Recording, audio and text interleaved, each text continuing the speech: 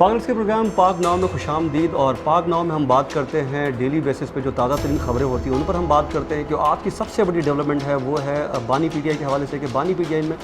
Adiala jail में सहाफ़ियों से बात की है। और बात करते उनका कहना था कि फैज़ हमीद के ख़िलाफ़ जो ट्रायल है उसको ओपन कोर्ट में शामिल किया जाए। उन्होंने आर्मी चीफ से मुतालबा किया है और साथ साथ साबिक़ वज़ीर-ए-आज़म का ये भी कहना था कि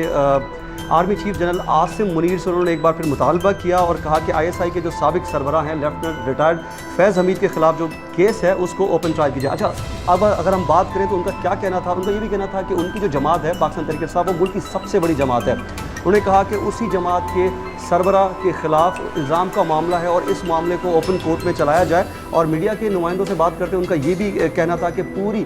जो है वो दुनिया इस मामले को देख सके और इसके साथ साथ सहाफ़ियों को भी जो है वो इजाज़त दी जाए ताकि वो इस मुकदमे की कवरेज कर सकें। बानी पीटीआई इमरान खान का कहना था कि मेरा जनरल फैज़ हमीद से तब तक ही राब्ता था जब तक डीजी आईएसआई थे, उसके बाद से उनसे मेरा कोई राब्ता नहीं रहा है।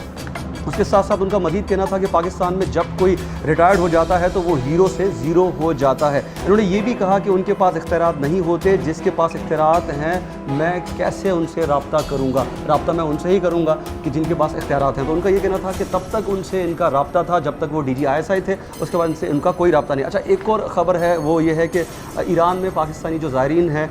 उनकी बस को हादसा पेश आया जिसमें 11 ख़वातीन समेत 28 अफराद जो है वो जाँ बाग हो चुके हैं। अच्छा, एक और ख़बर है कि इंटरनेट का जो मसाइल, आपको पता है कि ये मसाइल जारी हैं और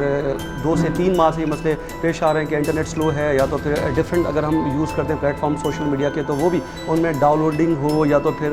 मैसेजेस हो, वो मैसेजेस डिलीवर नहीं हो पाते या इंटरनेट बिल्कुल सुस्त रवि का शिकार है, उसकी रफ्तार इंतहाई कम है। तो इसके हवाले से इंटरनेट के मसाइल जो टेलीकॉम सेक्टर है उसको सिर्फ़ और सिर्फ 6 रोज़ में 300 मिलियन रुपए का जो है वो नुकसान पहुंचा है। और इस हवाले से हमने देखा कि हुकूमत का ये दावा है कि जी हमने तो इंटरनेट को स्लो नहीं किया क्योंकि शहरी जो है वो वीपीएन का इस्तेमाल कर रहे हैं, इसकी वजह से जो है वो नेट की रफ्तार जो है वो